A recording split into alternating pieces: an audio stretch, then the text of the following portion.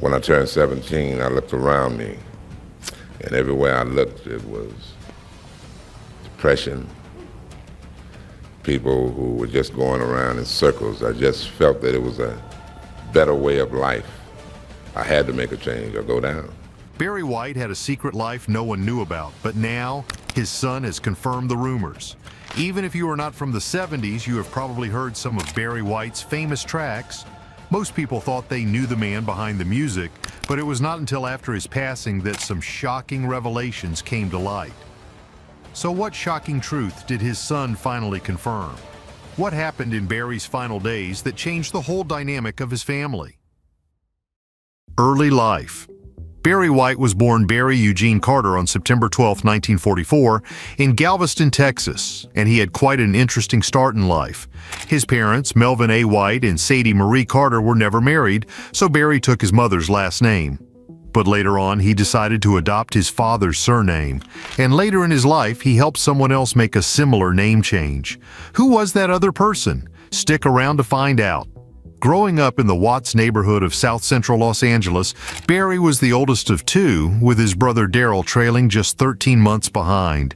Music was in Barry's life from day one. It was because his mother also had a passion for classical tunes. The young Barry would listen to all the symphonies, get inspired, and teach himself how to play the piano just by listening to those records.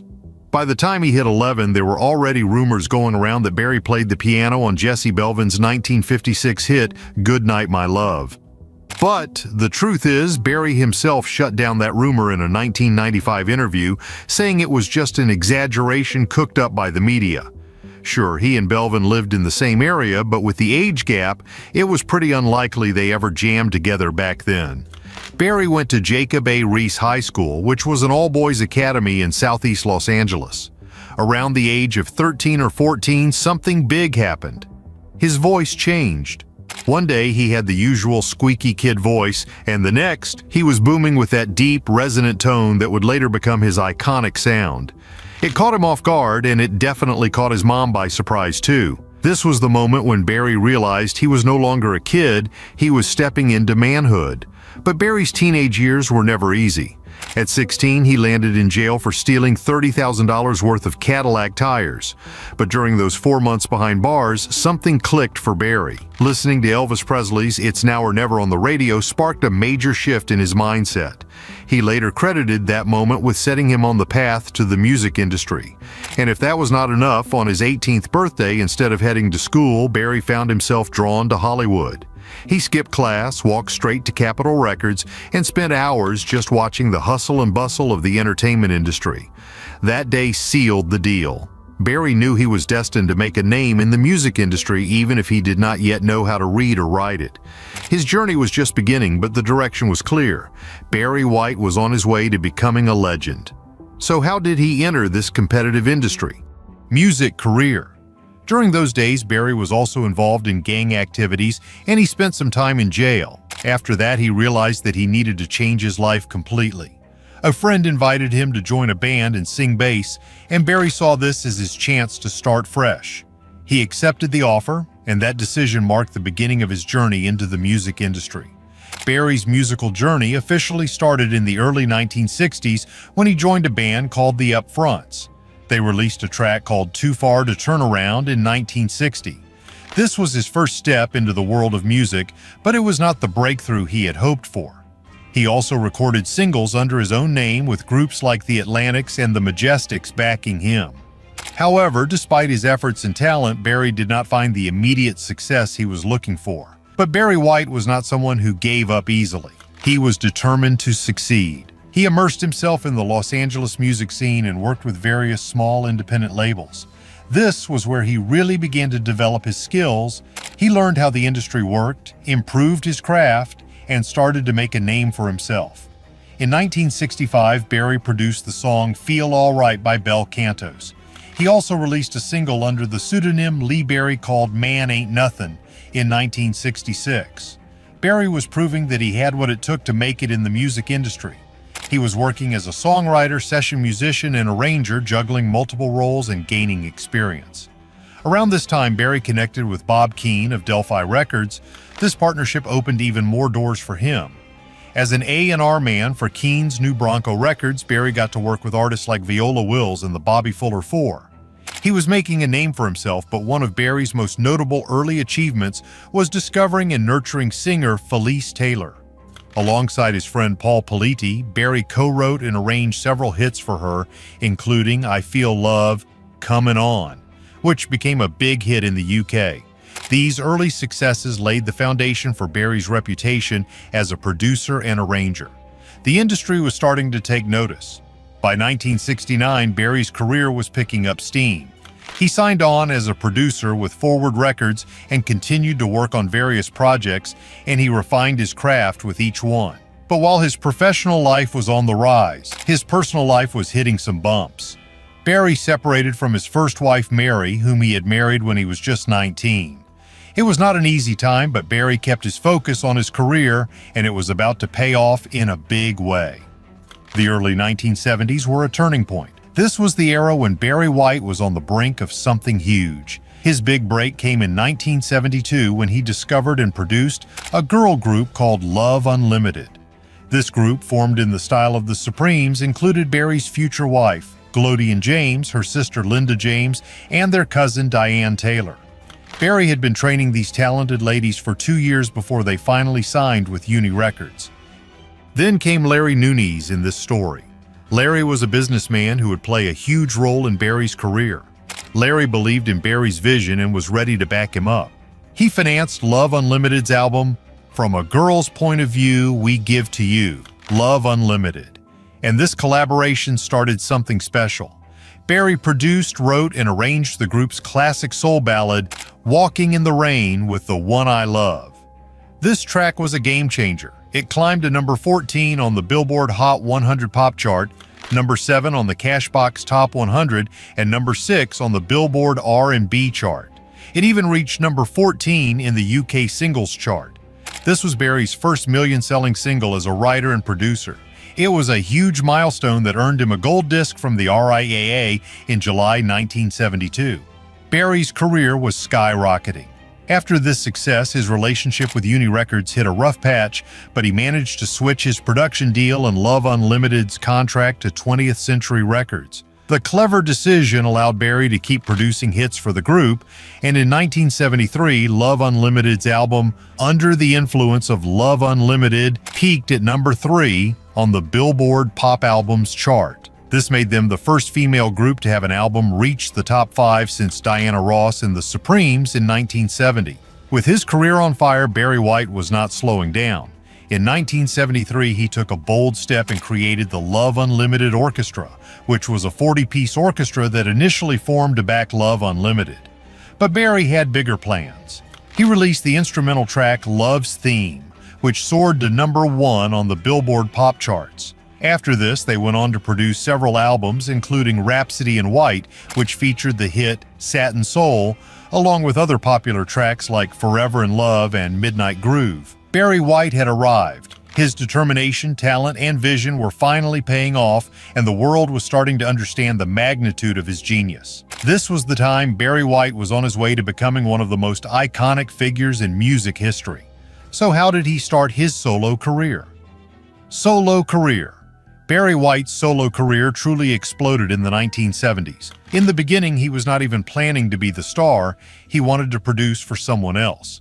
But after laying down some demo tracks, his friend Larry Nunez convinced him to take the plunge and release the songs himself. That decision led to his first solo album, I've Got So Much to Give, in 1973. This album featured the hit, I'm Gonna Love You Just a Little More Baby, which shot to the top of the Billboard R&B charts and reached number 3 on the pop charts.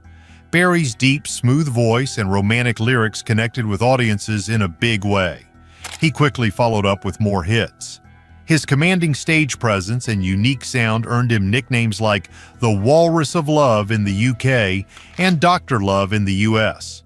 Berry's popularity was not just local at this moment, he became an international sensation and dominated the UK charts. But behind all that fame and glamour, he was struggling with his personal life. Love, loss, and relationships. Berry White's personal life was as complex as his music was smooth. Known as the King of Romance, his love life had its ups and downs. Barry's first marriage was to his childhood sweetheart, Mary, when he was just 19. They had 4 children together, but as the years went by, their relationship began to falter. By 1969, they decided to part ways and finalize their divorce in 1974. Barry found love again with Glodian James, who was a singer from the group Love Unlimited. The chemistry between them extended off stage, and they married in 1974. Together, they had 4 children and even collaborated on the 1981 album Barry and Glodian. However, the pressures of the music industry and personal differences started to take a toll. By 1988, rumors of their separation began to surface. Though they lived separate lives, they never officially divorced. This means they were legally married until Barry's passing in 2003. But how did this legend pass away at a mere age of 58? Final days. Barry White had a powerful presence and unforgettable voice. He had many talents and many skills, but he faced serious health challenges throughout his life. As he got older, his health issues became more evident, largely due to his struggles with obesity. His half-sister Sandra shared in the docuseries Autopsy Barry White that during his final performances, Barry was barely able to stand. He would almost collapse after leaving the stage. This shows that his health was deteriorating rapidly, but Barry was hesitant to seek medical help, despite showing signs of severe fatigue. By 2003, Barry's condition had worsened so much. He suffered a stroke that greatly impacted his speech and mobility, and he was also dealing with high blood pressure and failing kidneys, which required dialysis. There was hope for a kidney transplant, but the stroke left him too unstable to undergo surgery. In May 2003, he had surgery to place a catheter in his arm for dialysis, but his health continued to decline. In his final weeks, Barry suffered from multiple seizures as his body struggled to keep up. On July 4, 2003, Barry White passed away at Cedars-Sinai Medical Center in Los Angeles due to cardiac arrest. His ashes were scattered in the ocean off the California coast. It was a peaceful tribute to a man who left an indelible mark on the world of music. He passed away too soon, but he left an incredible legacy behind. Legacy. Barry's contributions to music were so significant that on September 20, 2004, he was posthumously inducted into the Dance Music Hall of Fame. Then on September 12, 2013, which would have been his 69th birthday, Barry was awarded a star on the Hollywood Walk of Fame in the recording category. One memorable tribute to Barry came from the show Counting Cars, where they restored the last car he owned for his widow Glodian. This gesture proved that he had a larger-than-life persona both on and off the stage. His voice, often described by the BBC as rich and smooth like chocolate fudge cake, was unique and unforgettable. Combined with his lush orchestral arrangements, Barry's music created a sound that was entirely his own. His nickname, the Walrus of Love, captures the deep, soulful quality that made his voice instantly recognizable. In 2023, Barry White's influence was once again recognized when Rolling Stone ranked him number 56 on its list of the 200 greatest singers of all time. Throughout his career, Barry was nominated for 11 Grammy Awards, winning 2 for his work on staying power at the 42nd Annual Grammy Awards in 2000. His journey from a juvenile delinquent in Watts, Los Angeles, to a global music icon is nothing short of inspiring. Barry's early years in music saw him working behind the scenes as a producer and A&R man, but his talent and charisma soon pushed him into the spotlight. Defying industry norms, Barry White became a highly sexualized icon during the disco era. He embraced his unique persona and larger frame. His music and style resonated with audiences worldwide, and they made him a quintessential model for the producer-turned-star. Barry White's influence extends far beyond his music. His hits, including Can't Get Enough of Your Love Babe and You're the First, the Last, My Everything, remain timeless classics. These songs continue to evoke strong emotions and are enjoyed by new generations of fans, ensuring that Barry White's legacy will live on for many years to come. So, what are these rumors that have recently surfaced about this legend of music? The rumors. After his death, people came to know that the man who gave us some of the most iconic love songs of all time had a complicated personal life. First off, despite his public persona as the ultimate lover, Barry White's personal life was far from straightforward. During the later years of his life, Barry was reportedly involved with Catherine Denton, even though he was still legally married to Glodian James. This relationship started a lot of curiosity and controversy, especially since it directly impacted the inheritance and legal matters surrounding Barry's estate after his passing. You see, Barry White had a pretty large family. He had 9 children, to be exact. He had 4 kids with his first wife, Mary, and another 4 with Glodian. But that's not all. In 1962, a woman named Gertha Allen gave birth to a daughter, Denise Donnell, who did not discover that Barry was her biological father until 1988. When Barry found out, he accepted Denise as his daughter and supported her in changing her last name to White. Denise became a part of the White family and started using Barry's homes, cars, and even started working for him. But when Barry passed away in 2003, the real drama started. Since Glodian was still his legal wife, she was named the rightful heir to Barry's $20 million estate. This left Catherine Denton, Barry's partner at the time of his death, without a penny. You can imagine how that did not sit well. Catherine felt she was entitled to a share of the inheritance, which started a series of legal battles. But it was not just her. Barry's children also found themselves tangled in disputes over the estate. In 2017, Barry's son with Mary, Darrell White, took Glodian to court, accusing her of denying him his rightful share of the trust. Darrell claimed that despite Barry's intentions for him to receive part of the inheritance, Glodian had mismanaged the estate, leaving him financially unstable and even close to homelessness. He was not the only one upset, though. Denise, the daughter Barry recognized later in life, also filed a lawsuit in 2016. She claimed that Glodian had discouraged her from claiming her inheritance rights, assuring her that she would receive her share of Barry's estate. But Denise said that the payments she had been receiving from the White Family Trust became sporadic and then stopped altogether around 2015. This sudden cutoff left her financially strained, and to make matters worse, she was reportedly excluded from family events, including Barry's annual birthday celebration on a yacht, which was a gathering she had once been a part of. Denise's legal complaint, filed in Los Angeles County Superior Court, outlined her grievances in detail. She stated that Glodian had promised her a share of the estate, a promise she believed was clear and undeniable. The complaint even listed dozens of checks from the White Family Trust made out to Denise over the years, including large sums like $100,000 in 2007 and over $647,000 in 2008. Altogether, she had received more than $350,000, but when the payments stopped, she was forced to seek legal action and started demanding an accounting of the estate's earnings and damages. After that, Catherine Denton, Barry's partner at the time of his death, also claimed she was owed money and personal items that Barry had promised her. Adding to the complexity, Catherine had given birth to a daughter just 4 weeks before Barry's death, claiming the child was his.